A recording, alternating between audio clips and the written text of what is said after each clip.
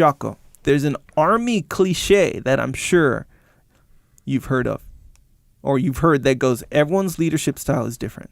I've heard it used many times as a cover-up for a failed mission or with someone who just isn't getting it done. What's your opinion on this? For all the advice that you give, there seems to be a continuous method to your madness and some basic principles for being a good leader.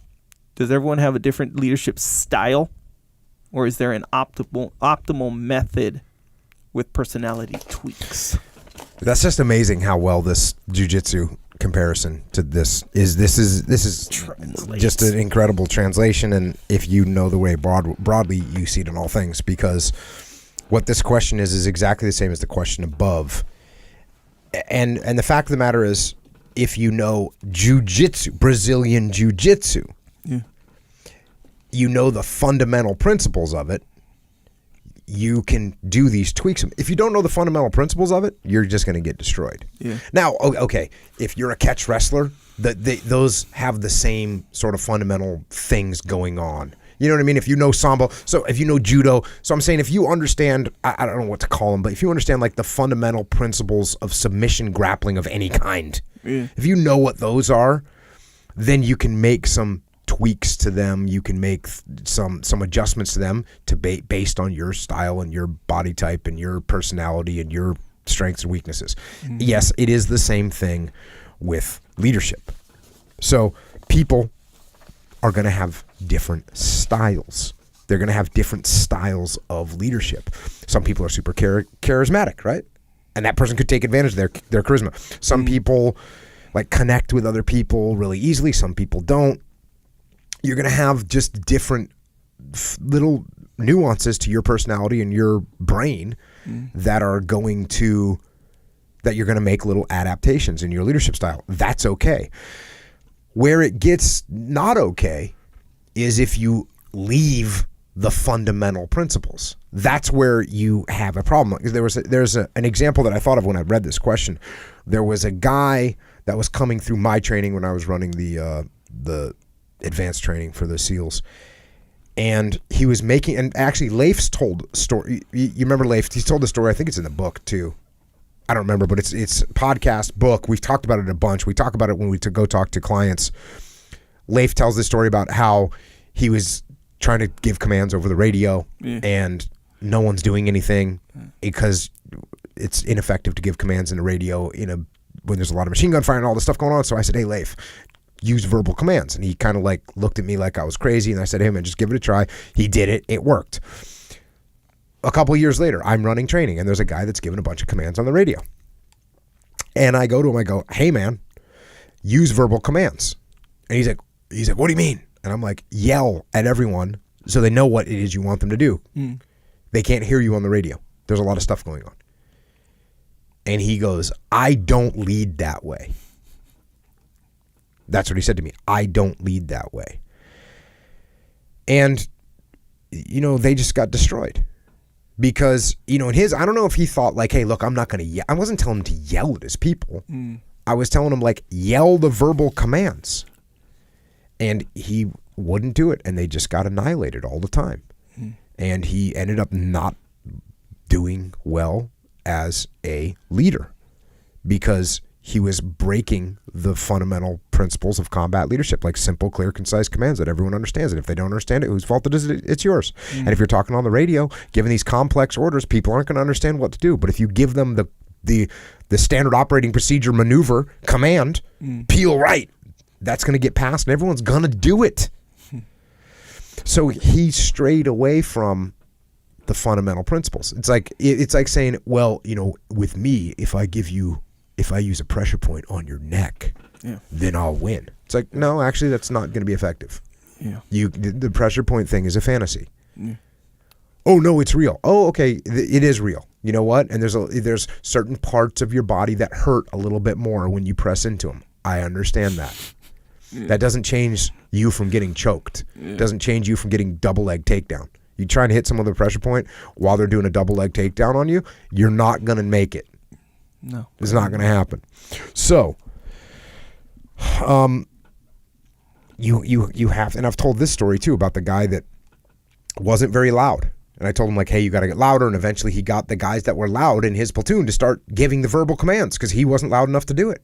And that was an effective way, still using the same principle, just using a little bit of a different technique. That's fine. So yes, different leaders are going to lead differently, but the principles are going to remain the same. The principles of ownership, cover and move, simple, prioritize and execute, decentralized command, and balancing the dichotomies. And then there's plenty of them in leadership. The good leaders out there, they will follow those principles and they'll make little tweaks to them based on their personality, and that's fine. But a tweak doesn't require an excuse.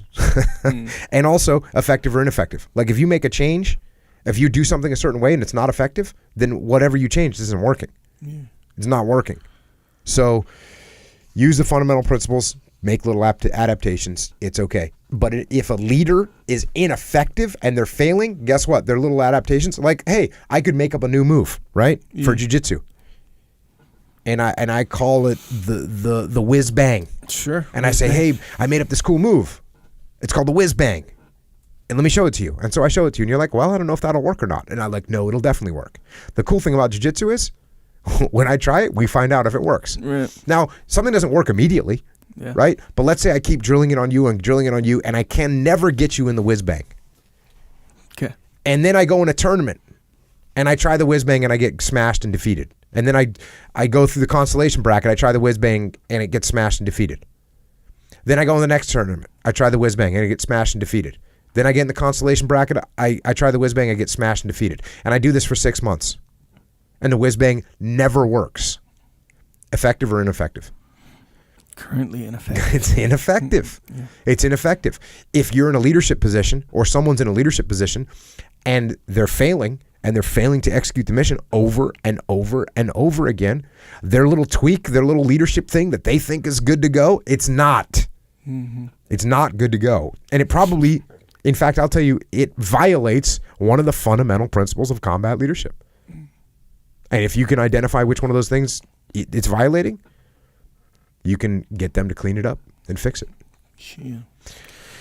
Makes sense. So there you go. Whiz bang. Don't try it. Don't try the whiz bang. I don't know though. I mean, these jiu-jitsu moves, you know how like guys will like bust out moves. Man, I don't know. It's this endless thing with jiu-jitsu moves. New moves come out. Yeah, and you won't hit a move 100% of the time, and you definitely won't hit it when you first start doing it. It's going to be hard. How many arm locks do you think you put on someone before you made someone tap? In the beginning, you probably did 50 arm locks before you got someone to tap. Yeah, probably more, yeah. Yeah, maybe even more. So that doesn't mean after the first 49, it's ineffective, I'm not going to do it. Yeah. The big difference is, an arm lock is a proven known entity. Yeah. Cover and move is a proven known entity. Yeah. Simple is a proven known entity. Prioritize and execute is a proven known entity. Yeah. Extreme ownership is a proven known, and decentralized command is a proven, it's like an arm lock, it's like a choke. That's why when some people say to me, oh, well, my boss doesn't like extreme ownership.